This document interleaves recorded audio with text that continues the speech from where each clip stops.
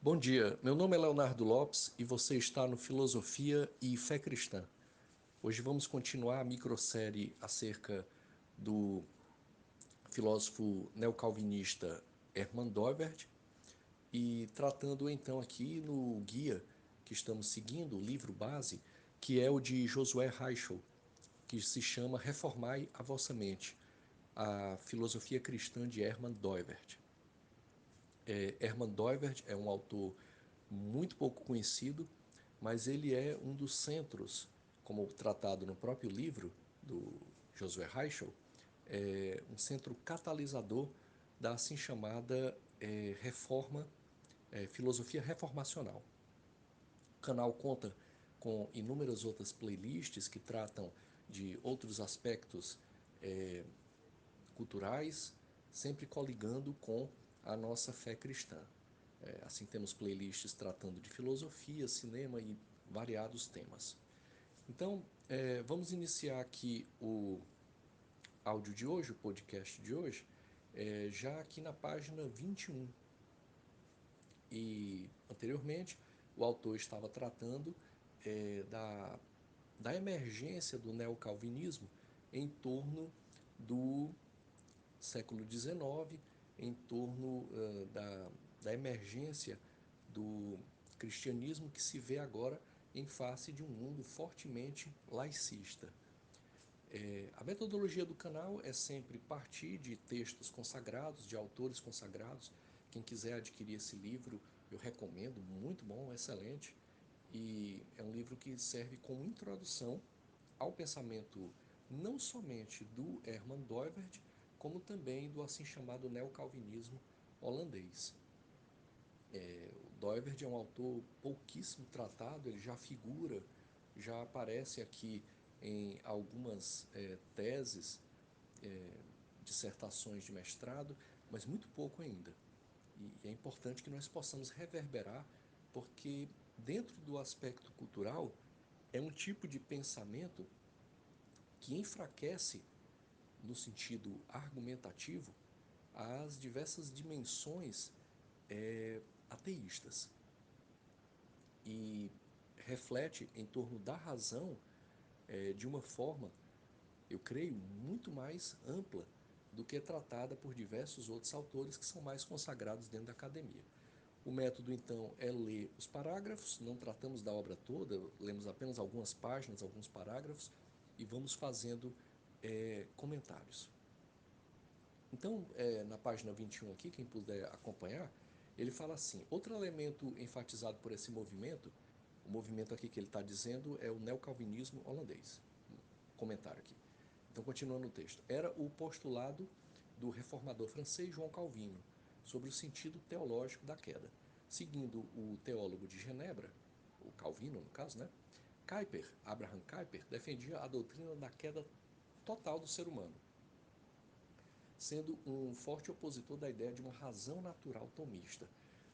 Nós já tratamos aqui desses aspectos aquela que é a coluna vertebral aqui do canal é a playlist, quem quiser pode dar uma olhada lá, tem aí acho que em torno de não sei, umas 40 ou bem mais áudios, podcasts, e tem muitos áudios lá sobre o Tomás de Aquino. Inclusive um deles que foi feito, coloca, eu não me lembro bem o título, mas é mais ou menos o seguinte: Tomás de Aquino, dois pontos. Aí vem uma pergunta: culpado? Do que seria culpado Tomás de Aquino? Vamos pegar, por exemplo, uma reflexão feita por Francis Schaeffer, em que ele denota que para Tomás de Aquino, ao contrário de Agostinho, porque para Agostinho de Hipona, o homem era totalmente caído, ou seja, a queda ela originou então no homem uma deformação, tanto de sua atividade volitiva, ou seja, as vontades, os desejos, os quereres, e o Agostinho fala muito disso, quem quiser leia, é um livro que é urgente de ser lido, que é As Confissões de Agostinho. E também para o Agostinho a própria racionalidade. Né? Quer dizer, a racionalidade para o Agostinho ela só é curada pela palavra de Deus. Aquela clássica fórmula quase matemática do Agostinho é crer para compreender. Ou seja, a compreensão, a atividade intelectual, racional, ela só vem a partir da base do crer. Se eu não tenho essa base do crer, vai acontecer o que aconteceu na própria vida do Agostinho, e por isso que eu estou dizendo que se lê as confissões, que lá ele explica, né? Quanto ele mesmo vindo de uma família cristã, a mãe dele, Mônica, era muito fervorosa, mas mesmo assim ele caiu em inúmeros pecados de ordem pessoal, principalmente na adolescência dele. Teve um filho com uma pessoa de uma forma completamente errada ao que Deus nos pede, quer dizer, e que terminou que depois essa pessoa foi embora, ele ficou com o filho dele, quer dizer, sem estar casado nem nada.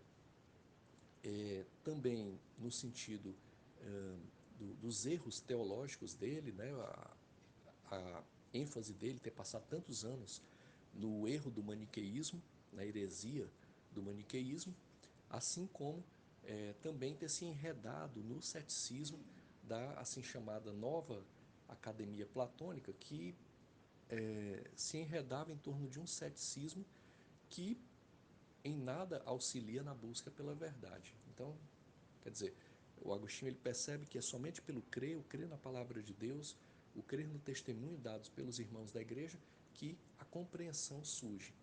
E o que aconteceu e que o Francis Schaeffer chama bastante atenção é que para o Tomás de Aquino, ao contrário do Agostinho, para o Tomás de Aquino a vontade, os desejos, as volições, elas realmente foram afetadas pela queda, mas a racionalidade não.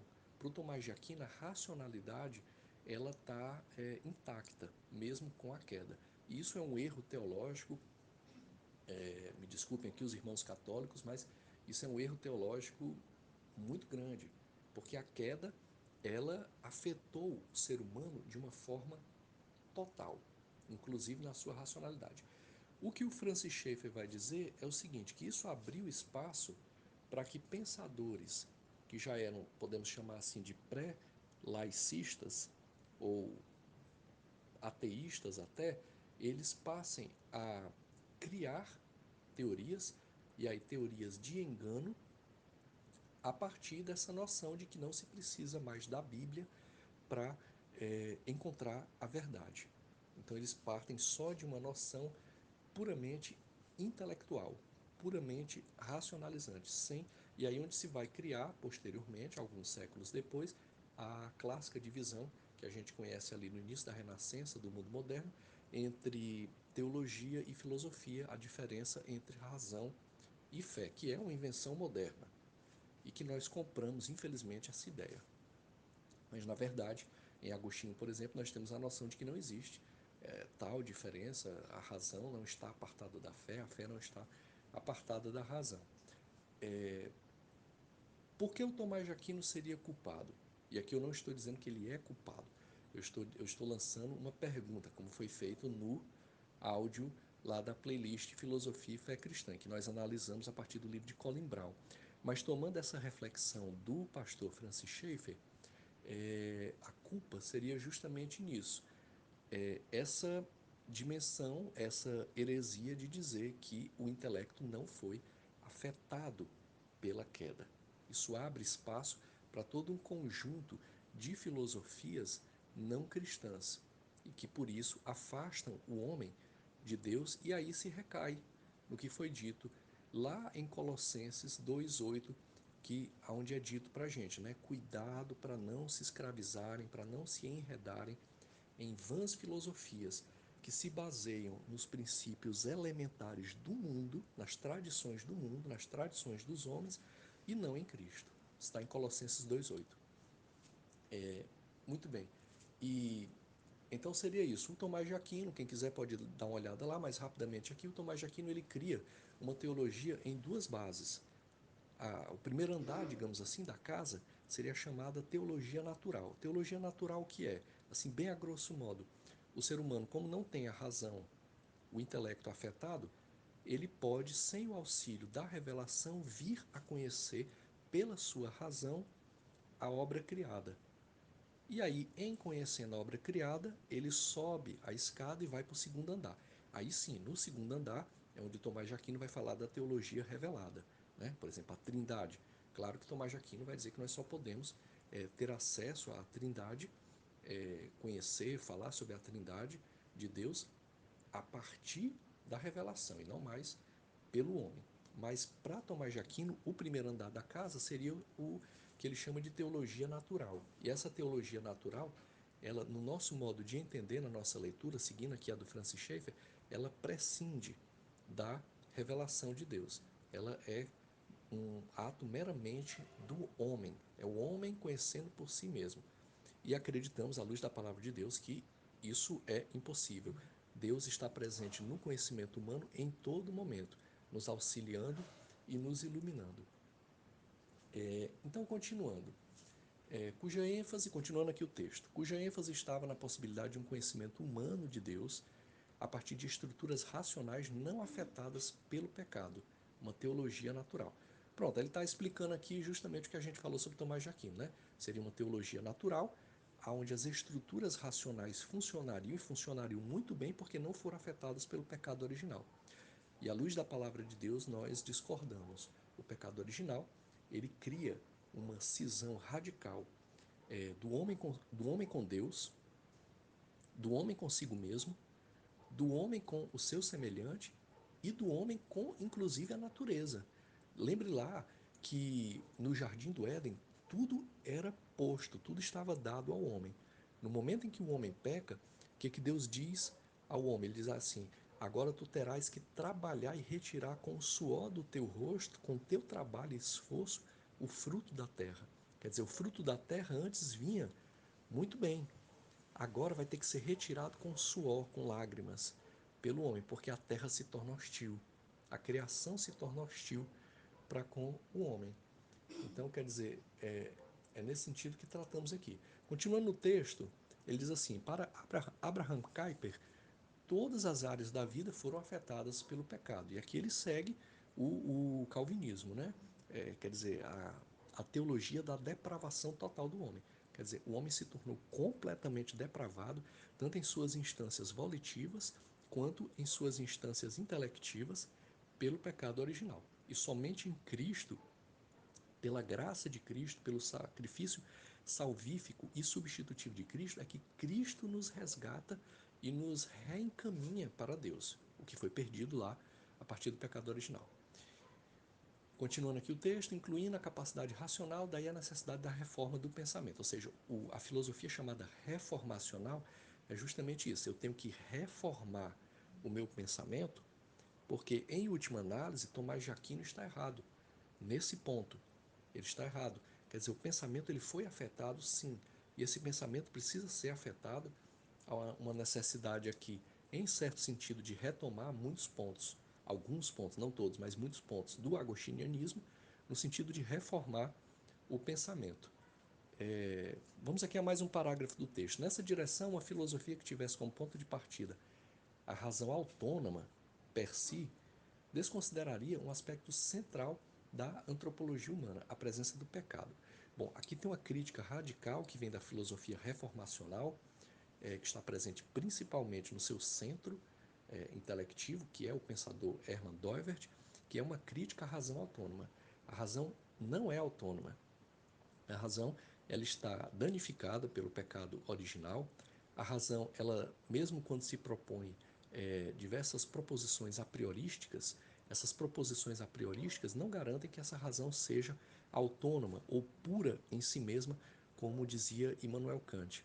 Essa razão, ela contém a presença do pecado e ela carece, ela também, razão, da presença de Deus para que seja restaurada em Cristo Jesus por seus evangelhos. Continua no texto. Por isso, com esse extrato teológico, o projeto de uma filosofia cristã teria seu espaço, diferenciando-se, entretanto, do escolasticismo. E é aqui onde a gente faz radicalmente a diferença. Nós, cristãos protestantes, nos diferenciamos e a filosofia reformacional, no seu âmbito holandês, no neocalvinismo holandês, século XIX, Abraham Kuyper, seguindo à frente com Doivert, entre outros vários representantes, Huckmacher, Bavinck, todos os que estão relacionados aí, se diferenciam na assim chamada filosofia cristã reformacional de base neocalvinista, se diferenciam do escolasticismo, ou seja, o pensamento basicamente do Tomás de Aquino.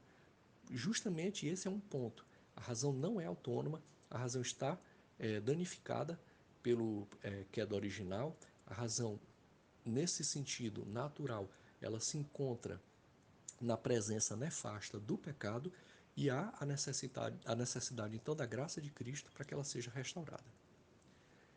Continuando o texto aqui, sobre a base do neocalvinismo e da proposta de filosofia cosmonômica, depois a gente vai ver o que é essa filosofia cosmonômica do Doivert.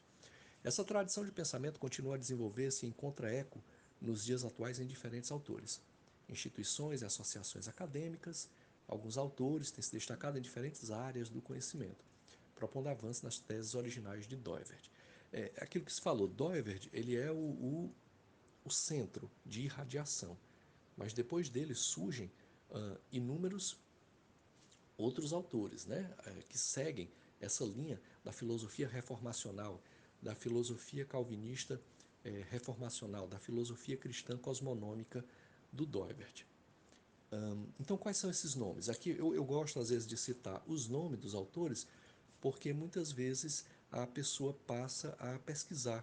E você encontra algum texto, algum artigo na internet, passa a pesquisar e passa a reverberar para que a gente possa mudar um pouco a cara da universidade. Quer dizer, a universidade, basicamente, eu já falei aqui, o curso que eu fiz, não agora no mestrado, mas na graduação, a faculdade em que eu fiz, basicamente, ela era em torno de 75% marxismo, é, não só Karl Marx, mas o marxismo, né? Quer dizer, o que advém do marxismo, incluindo aí a chamada teoria crítica, escola de Frankfurt. Quer dizer, 75%. Eu já falei aqui em áudios anteriores que eu tive que aprender o Blaise Pascal com um colega de faculdade que estudou e fez a monografia dele em Blaise Pascal, porque nunca nenhum professor. Havia professores que tratavam, mas não cheguei a ter aula, tudo, e nem era o foco, nem havia muitas palestras sobre isso, seminários. Quer dizer, tive que aprender Blaise Pascal com um colega. O Agostinho, a mesma coisa. Tinha um grupo de estudo, graças a Deus, em que eu fiz parte, e aí pude então entrar em contato com outras pessoas. Mas se não fosse isso, eu teria visto Agostinho na cadeira de História da Filosofia Medieval, e só. Então, quer dizer, é necessário, já que nós vivemos em torno de uma democracia, em torno de uma chamada pluralidade de conhecimentos, levarmos a autores diferenciados, né? Então vamos citar alguns deles aqui. Um deles é James Altuis. James e Altuis se escreve Olthuis. Ele é do campo da teologia filosófica, trabalhando temas como pós-modernidade, hermenêutica e áreas da psicologia e psicoterapia. Um outro autor é Calvin Seerfeld. Calvin Seerfeld, Seerveld. Ele trabalha com filosofia estética e produção artística. Outro autor, já falecido, faleceu em 2000, Robert Knudsen. Robert, o sobrenome soletrando Knudsen. Ele era professor de teologia em Westminster. O foco dele era a apologética cristã. E tinha um profícuo trabalho sobre pensamento teológico moderno, trabalhando principalmente com as obras de Rudolf Bultmann, Karl Jaspers e Tillich. Um outro autor é Jonathan Chaplin. Jonathan Chaplin, aqui tranquilo encontrar, né? Ele é professor de ciência política da Universidade de Cambridge, com importantes trabalhos de interface entre pensamento cristão, sociedade civil, Estado e democracia. E um outro muito conhecido, quer dizer, já era para ser muito conhecido, se não é, se na sua faculdade de filosofia, se na grade não há, ou nenhum professor, ou nenhuma cadeira, talvez fosse o caso de pedir a coordenação, algum seminário, alguma palestra, que é o conhecidíssimo filósofo da área analítica, filosofia da linguagem, que é o Alvin Plantinga. Alvin Plantinga. Alvin Plantinga. Trabalha com filosofia analítica e filosofia da linguagem e epistemologia. Continuando, lendo a leitura aqui, alguns centros de estudo e pesquisa são importantes para a organização e contato daqueles que trabalham dentro do arcabouço da tradição caiperiana doiverdiana. Né? Ou seja, já falamos aqui os nomes principais, né? O Abraham Kuyper é o nome principal do surgimento da, do neocalvinismo. O neocalvinismo não se propõe ser um calvinismo novo, o que ele se propõe de novo é justamente dizer o mundo mudou, a reforma que aconteceu lá no século XVI, hoje nós estamos no século XIX, na época do Kuyper, né? E aí ele vai dizer, já passamos pelo iluminismo, o Estado, na sua herança da Revolução Francesa, já se torna fortemente laicista, e nós temos que aprender a caminhar nesse novo mundo formado, esse mundo que passa pela Revolução Industrial. Então, é uma das principais figuras. O Doivert, principal figura dentro da parte filosófica, da parte cultural. Temos na parte de teologia sistemática o Bavinck, entre tantos outros nomes, né? Na parte da arte, o Huckmacher, acho que é Franz Huckmacher, primeiro nome dele. Então, continuando o texto, destacam-se nesse sentido o The Abraham Kuyper Center for Science and Religion, é o Centro Abraham Kuyper de Ciência e Religião. Quer dizer, note que no âmbito europeu, não só no âmbito holandês, mas no âmbito europeu, esses centros, essas dimensões de estudo, elas são bem mais fortes. Mas na América Latina, geralmente esses estudos não chegam. É como se tivesse uma barreira que muitas vezes fica retida por um interesse em outras áreas, né? De uma forma geral, eu acredito que a academia brasileira, a academia propriamente filosófica, claro, não totalmente, mas ela fica muito ligada a uma dimensão de, do chamado teoria crítica, do marxismo, da escola de Frankfurt. Quer dizer, tem seu espaço, obviamente, mas era melhor que fosse melhor dividido. Então, esse centro do Abraham Kuyper está localizado na Universidade Livre de Amsterdã, na Holanda. O The Abraham Kuyper Center for Public Theology, o Centro Abraham Kuyper de Teologia Pública, que eu acredito que não é uma área, até onde eu sei, posso estar errado, mas não é uma área que é muito trabalhada aqui no Brasil, a teologia pública, ou seja, essa teologia que muitas vezes visa dar conta daquilo que da parte mais prática, no sentido de que o cristão ele caminha pela vida, pelo aquilo que Agostinho chamou de a cidade dos homens, né? E tem que se confrontar com a cultura, e mesmo quer dizer que não seja uma cultura cristã. E foi isso que na Bíblia inteira aconteceu. José se defrontou com a cultura egípcia, Josué se defrontou com a cultura cananeia, Daniel se defrontou com a cultura babilônica e vai seguindo pela história. Agostinho de Hipona se defrontou com a cultura romana, os apóstolos se defrontaram com a cultura greco-romana, fortemente helenizada, não é isso? E é necessário, então, ter uma teologia pública que deve estar fortemente, fundamentalmente associada à palavra de Deus, para que se possa cumprir o ID do Senhor. Então, esse centro de teologia pública ele tem sede no Princeton Theological Seminary, Seminário Teológico de Princeton, nos Estados Unidos. Temos também a Association for Reformational Philosophy, Associação de Filosofia Reformacional, também com sede em Amsterdã. Essa associação foi formada pelo próprio Doivert e um outro autor chamado Volhoven em 1935, sob a denominação de Associação de Filosofia Calvinista. Quer dizer, jamais eu ouvi falar em filosofia calvinista dentro da faculdade, porque não chega. É como eu estou dizendo, é como se houvesse uma barreira. Quando vem aqui para o hemisfério sul, parece que a coisa toda fica barrada em algum ponto. E o nosso objetivo aqui é justamente esse, reverberar para que mais pessoas possam estudar e mudar um pouquinho a feição aí, tornar um pouco mais democráticos os estudos, trazer autores novos, isso vai contribuir bastante para a academia brasileira. Então, continuando o texto, atualmente a associação tem mais de 500 membros espalhados pelo mundo, mantendo a revista acadêmica Filosofia Reformata e promovendo eventos e publicações em torno da tradição neocalvinista.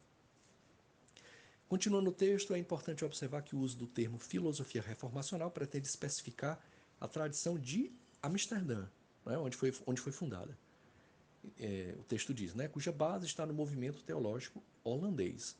Até 1955, a Associação de Filosofia Reformacional chamava-se Associação de Filosofia Calvinista. Muitas vezes, comentário aqui, elas aparecem então como meio que sinônimos, né? Filosofia calvinista, filosofia reformacional. No fundo é a mesma coisa. O texto diz também, entretanto, diante da percepção do escopo ecumênico e abrangente da filosofia proposta pelos autores, adotou-se o termo reformacional, com variações de uso, como o termo filosofia reformada. Isso para dar uma unidade, isso para fixar mais e fugir de propostas ecumênicas, né? Para realmente fechar mais em torno do pensamento reformado, do pensamento das igrejas históricas, sobremodo aqui a igreja calvinista, do pensamento de Calvino e sua teologia. Então, continuando o texto, na medida em que é uma filosofia que se fundamenta sobre os valores da reforma protestante, ou seja, é justamente para não perder essa identidade com relação à reforma e não cair em diversos ecumenismos e ser dilapidada em sua base, a chamar hoje muito mais a chamada filosofia reformada. Aí se mantém a base ortodoxa que advém da reforma protestante e do calvinismo. Continuando um pouquinho mais, um outro tema que ele trata aqui é a reforma do pensamento teórico. Sob a influência do movimento neocalvinista holandês, Doiverd acreditava que o próprio pensamento teórico precisava ser reformado e criticado a partir do motivo base, ou o que ele chama de motivo central. Isso aparece muito, motivo base ou motivo central cristão, que é basicamente a seguinte tríade: criação, queda, redenção. Ou seja, Deus criou, o homem promoveu a sua queda e Deus promove novamente essa volta do filho pródigo no que nós podemos chamar de redenção.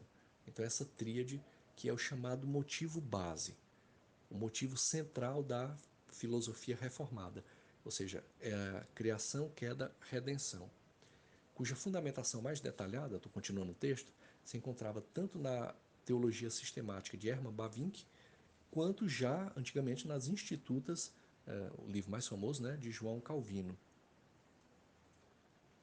Então, indo um pouquinho mais adiante aqui, estendendo, está mais ou menos com meia hora, mas vamos estender um pouco mais aqui. Para o filósofo holandês, seguindo o reformador de Genebra, um insight filosófico sobre a estrutura da realidade só seria possível a partir do conhecimento de quem é a pessoa humana. Um comentário aqui, ou seja, a base da filosofia reformada, então, a dimensão da antropologia filosófica, indo à sua dimensão espiritual, né? Dizer quem é a pessoa humana. E tal conhecimento, continuando o texto, é possível a partir do conhecimento de Deus. Ou seja, eu só posso me conhecer enquanto pessoa humana se eu estou em contato com Deus. Analisando essa influência, e aí vamos fechar aqui o áudio para não ficar com mais do que meia hora, em articulação com o projeto filosófico do autor de Raízes da Cultura Ocidental, Chaplin afirma, o autor aqui chamado Chaplin, ele diz o seguinte: eu havia apontado o objetivo inicial de Doiverd de elaborar filosoficamente os pressupostos fundamentais do calvinismo.